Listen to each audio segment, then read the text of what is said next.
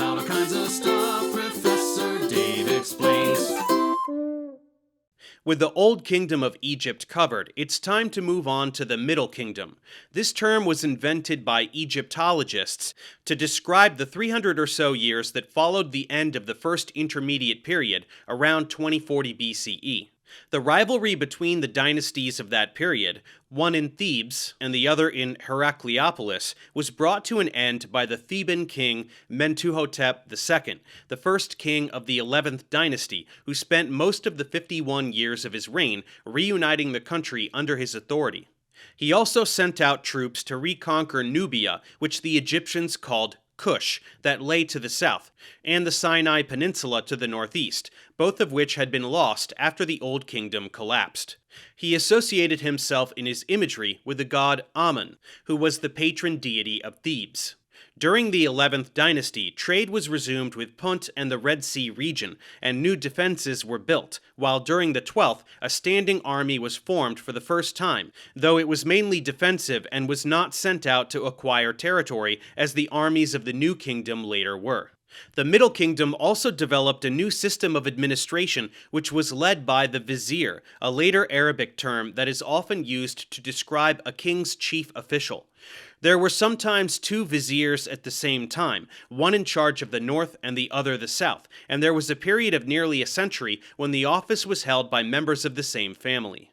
There was also an overseer of sealed goods, who was in charge of the treasury, and a scribe of the royal document. And as with many governments centered around monarchies, the king's personal servants came to take on much broader administrative responsibilities.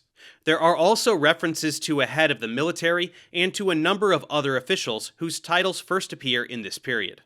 We know about them because the individuals who served the king were, like him, buried in impressive, though not nearly as impressive, tombs with stone markers that illustrated what they looked like and described their family and their career. The transition from the 11th to the 12th dynasty around 1990 BCE may have been the result of a battle between King Mentuhotep IV and his vizier Amenemhat, since the latter, who was not a member of the royal family, became king in his place, and possibly while he was still alive. Amenemhat added more defenses to the Nile Delta to protect it from the incursions of Canaanites, and built a new capital in that area named Amenemhat Ichtawi, or Amenemhat seizes the two lands, referring to Lower and Upper Egypt. He also built himself a pyramid tomb like the ones that were typical of the Old Kingdom, which is not surprising given that his Horus name, which meant rebirth, referred to its restoration. The ideological basis of his kingship was expressed in a poem from around that time called The Prophecy of Neferti, which claims to have been a prediction made during the Old Kingdom that foresaw how Amenemhat would arrive to save the kingdom. He also commissioned an inscription describing the miraculous events that took place while he was still serving Mentuhotep, which were meant to be taken as signs of his future greatness. He did not, in the end, have as much personal authority as the kings of the Old Kingdom did, but he tried to rein in the power that the heads of the nomes had acquired since then by appointing his own people to fill open positions, rather than letting the last governor's relatives choose his successor. He also gave more administrative duties to the mayors of cities, particularly the larger ones, and instead of relying on the governors to send him contingents of soldiers from their provinces, he created a standing army that was loyal to him alone. He reigned for about 30 years and was assassinated by his own guards around 1962 BCE, according to the Instructions of Amenemhat. This was a literary account of a vision in which he appeared after his death to Senusret, his son and successor, and as one might expect, he advised his son to exercise more caution than he had himself. Senusret also had a long reign, until the late 20th century BCE, during which he expanded the country's borders to the south and the west, and expanded its trade contacts with the cities of Canaan. He also began a generations-long project of draining the area called the Fayum, a low-lying area to the south of Cairo, and connecting it to the Nile with irrigation channels so that it could be used as farmland. His son, Amenemhat II, launched military campaigns against some of the Canaanite cities. He may also have further limited the power of the nomes by bringing the sons of governors into the royal court so that they would not succeed their fathers at home, which helped to do away with the local dynasties that had kept the king from appointing his own provincial officials. The Middle Kingdom also seems, in some cases at least, to have responded to the long reigns of its rulers by having sons govern alongside their fathers, which gave them an opportunity to learn their responsibilities before they had to take them on entirely. This was a time of exceptional economic prosperity for the kingdom, judging by its many building projects, its art, and the expensive furnishings of the tombs of not only the royal family, but its officials as well. The literature of the period also suggests that it was a prosperous one.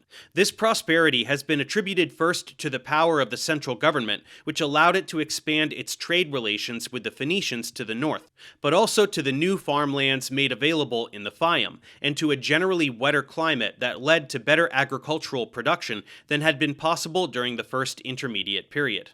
In the middle of the 19th century, Senusret III took a more aggressive approach to foreign policy.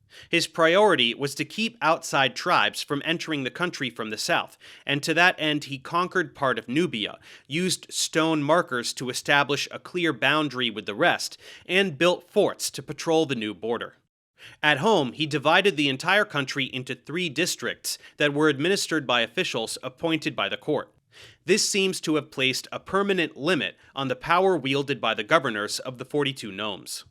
During the Middle Kingdom, more emphasis was placed on using writing to create literature, rather than the sort of financial and administrative records that had been common in the Old Kingdom, and many of its works were considered classics by later generations of Egyptians. The dialect of Egyptian used at that time, now known as Middle Egyptian, also came to be considered a literary language during the New Kingdom, when the spoken language had changed a good deal. The Middle Kingdom's large literary output is believed to have been a byproduct of the larger number of scribes needed to staff the bureaucracy created by Senusret III. In addition to their administrative duties, they would copy existing pieces of literature and produce their own original works. In fact, one of the more popular pieces of the time, called The Satire of the Trades, maintains that being a scribe is superior to any other kind of profession. Egyptologists have identified a number of literary genres from this era, including religious hymns, tales, teaching texts like the instructions of Amenemhat that were supposed to instill proper values in the reader, and laments like the admonitions of Ipuwer that contrasted the current state of things with how much better they were in the past. Except for the tales, all of these genres were written as poetry, which, like biblical poetry, was in the form of couplets. There were also the annals recorded by kings to describe their military successes, and the accounts of the lives and careers of government officials that were inscribed on the markers placed on their tombs. These texts are the closest Egyptian equivalent to the sort of history writing we find in biblical texts like the Book of Kings, though they are first-person accounts of great deeds rather than critical reflections on the past written by someone else. Of the tales, one of the most popular, judging by the number of manuscripts that have been found, was the story of Sinuhe from around 1850 BCE. This is a piece of historical fiction about an official of Senusret, one of the princes of the 12th dynasty, who runs away to Canaan and marries into the family of a chief for whom he fights many battles. But Sinuhe misses home, and as an old man he is allowed to return to Egypt by Senusret, who is now king, where he dies and is buried with honors. This tale may have inspired the biblical story of Joseph, who leaves home as a young man, becomes an important official in a foreign country, and then renews his ties with his original family. The last ruler of the 12th dynasty was a woman named Sobek-Neferu, who is the first known queen of Egypt.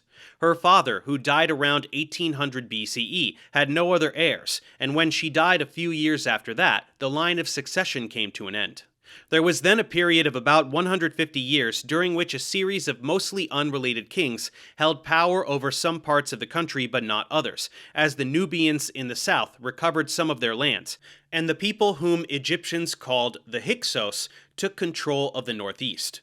The latter were apparently from the coastal region of what is now Lebanon. Although they were traditionally thought to have been invaders, because they are described that way in our oldest history of Egypt, a book written in the 3rd century BCE by a Greek-speaking Egyptian named Manetho, they are now considered part of a larger, more gradual movement of Canaanites into the Nile Delta that began during the 12th dynasty. The Hyksos, who are numbered as the 15th dynasty, ruled for about 100 years until the mid-16th century BCE. They do not seem to have made any effort to change or uproot the country's society and culture as they found them, and they introduced some important innovations in military technology, like the use of chariots, improvements in making bronze, and animals and plants from their homeland. But the feeling that the country's accomplishments had declined from their heights during the 12th dynasty might have led later Egyptians to conclude that they had been ruined by the arrival of these foreign elements. The Hyksos were eventually driven out of the northeast by 2 of the kings of the native Egyptian dynasty that had taken control of Thebes in Upper Egypt. Around 1550 BCE, a relative of the second of these kings became the first king of the 18th dynasty, which is considered the first of the New Kingdom, under the name Ahmose I. Let's move forward and learn about this kingdom next.